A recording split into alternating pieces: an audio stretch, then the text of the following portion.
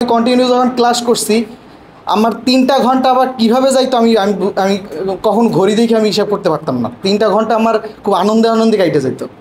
মানে শেখার মধ্যে যে একটা মজা আছে এটা আসলে টুইন অটোমোবাইলে না আসলে পরে আমি আসলেই বুঝতে পারতাম না। আসসালামু আলাইকুম, আমি কিবরিয়া হাসান। আমি বরিশাল ইনফ্রা পলিটেকনিক থেকে 2018-তে বের হয়েছি।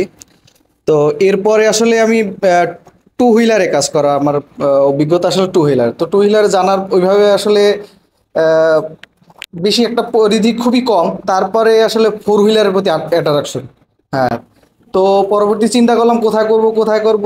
হঠাৎ করে আমি আমার গ্রামের বাড়ি অনেক দূরে, বাট ওইখানে বসে আমি আসলে ফেসবুকের মাধ্যমে আসলে এই টুইন অটোমোবাইলের উপরে তো আমার খুব দ্বিধাদ্বন্দ্বে ছিলাম।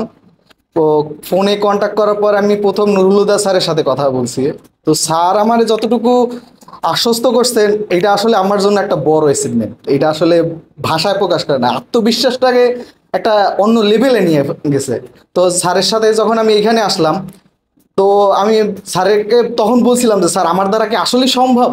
তো উনি বলছিলেন যে হ্যাঁ তোমার দ্বারা সম্ভব। আসলে ওই আমি আমার ওই কথাটা আমার খুব কাজে লাগছে।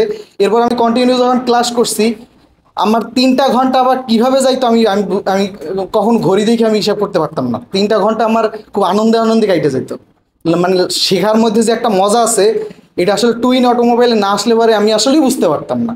আর আমি এখন বর্তমানে আলহামদুলিল্লাহ স্যারদের সহযোগিতায় আমি এখন Mahi engineering workshop auto service engineer পদে আছি। এটা আসলে all hands to credit automobile twin অটোমোবাইলসের এবং দুই স্যারের মানে অসাধারণ তাদের লার্নিং প্রসেস।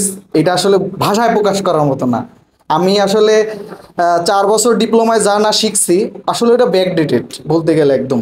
আর বর্তমানে যে আমাদের টেকনোলজি অটোমোবাইলের টুইন অটোমোবাইলের ভূমিকা অসাধারণ। মানে বর্তমান টেকনোলজির উপরে অটোমোবাইলের। তো এইটাই ছিল আমার ব্যক্তিগত ওপিনিয়ন। ভালো থাকবেন সবাই, দেখা হবে ইনশাআল্লাহ। আসসালামু আলাইকুম।